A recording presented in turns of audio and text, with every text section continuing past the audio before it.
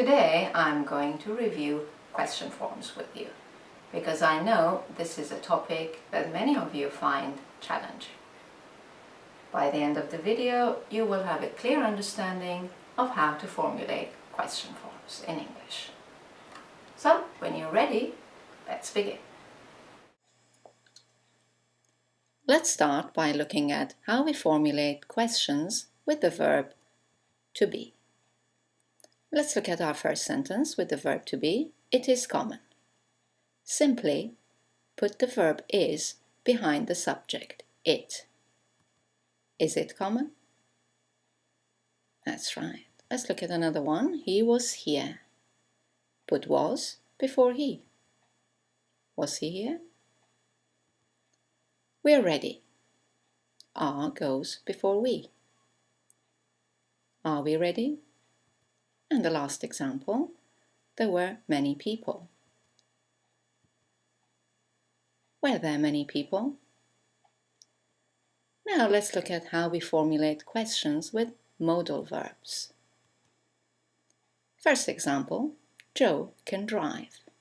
Like the verb to be, all you need to do is to move the verb behind the subject. Can Joe drive? She could stay. Put could behind she. Could she stay? Let's look at another one. We should stop. Easy. Should we stop?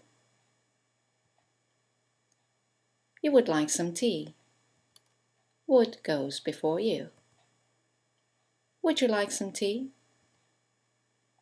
I must find it. Must I find it? Now let's look at some other verb tenses. First, tenses where you can see the auxiliary. Again, it's easy enough. Just move the auxiliary before the subject. She's looking for a pen. Is goes before the subject. Is she looking for a pen? We're going to start. Are we going to start? They were leaving when he arrived. Put where before they. Were they leaving when we arrived? Here we have the present perfect with the auxiliary has. Just move it behind she. Has she just left? The past perfect. He had had dinner before going out. Just move had before he. Had he had dinner before going out? And finally, with the future tense, will. Simple enough, move will to the beginning of the sentence before the subject. Will prices fall? Now let's look at tenses where you cannot see the auxiliary. As you know, these are the present simple and the past simple. For the present simple, the auxiliaries you need to bring in are do and does. And for the past simple, did. Remember that do is for I, you, we and they, and does for he, she and it. Let's look at the first example. We have a deal. Notice that here have is the main verb. Therefore, we need the auxiliary do. Do we have a deal? John lives in London, present simple. Here we have John, he, so you need the auxiliary does. Does John live in London? Notice that the S disappears from live because it's on does. And finally, in the past simple, they went to the museum. The auxiliary is did. Put it at the beginning of the sentence and change went back to go. Did they go to the museum? Right, now that you have reviewed how to formulate questions, let's look at some question words. Who, what, where, when, how, why, how many, how much, how long, how often, how far. To formulate questions with question words, simply change your statement into question, add the question word, and then remove the answer. For example, this is for Susan. Let's ask a question with who. Change to question form first. Is this for Susan? Add who and remove Susan. Who is this for? He was watching a film. Let's ask a question with what. Change to question form. Was he watching a film? Add what and remove a film. What was he watching? They're in the garden. Let's ask a question with where. That's right. Are they in the garden? And then add where, removing in the garden. Where are they? Next question. Sam will be back on Friday. Change the question. Will Sam be back on Friday? And then add when, removing on Friday. When will Sam be back? They were walking fast. Let's change the question form and then add how. Were they walking fast? How were they walking? She left because it was late. Let's ask why. Correct. Change the question form. Did she leave because it was late? And now remove the answer. Why did she leave? We have bought 5 laptops. Let's ask how many. Have we bought 5 laptops? Remove the answer and add how many. How many laptops have you bought? It costs $80. Let's ask how much. Question form first.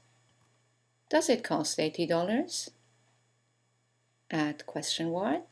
How much does it cost? We can stay 1 hour. Let's ask with how long. Question form first. Can we stay an hour? Add question word. How long can we stay? They come here once a week. Change the question. Do they come here once a week? Add how often. How often do they come here? And your last example, she had walked 5 kilometers. Question form, had she walked 5 kilometers? And now add the question word. How far had she walked? Right, let's look at 2 special cases. That's when who and what ask questions about the subject of your statement. In this case, there is no need to change into question form. You simply replace the subject by who or what. For example, John knows the way. To ask a question about John, just replace John by who. Who knows the way? The wind damaged the building. You want to ask a question about the subject, the wind. Simply replace the wind by what. What damaged the building? Let's finish by looking at some common mistakes. The most common mistake is using your intonation. to change a statement into question. It does work in many languages, but not in English. You do need to use the question form. So try to avoid saying, "It's all right." Always change the question form. "Is it all right?" You might hear, "You know the answer?" That doesn't sound very good in English. Use the auxiliary and change into question form. Do you know the answer? Let's look at another common one. Which you said? Doesn't sound good at all. Use the auxiliary. What did you say?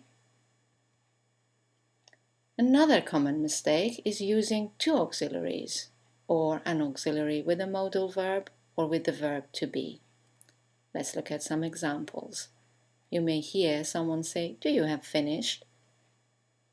This is the present perfect, a tense where we can see the auxiliary, it's have, therefore there is no need for another auxiliary. Simply use have to make the question. Have you finished? Or sometimes you may hear this mistake. Does he can swim?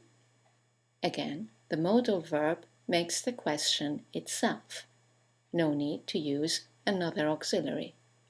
Simply, can he swim?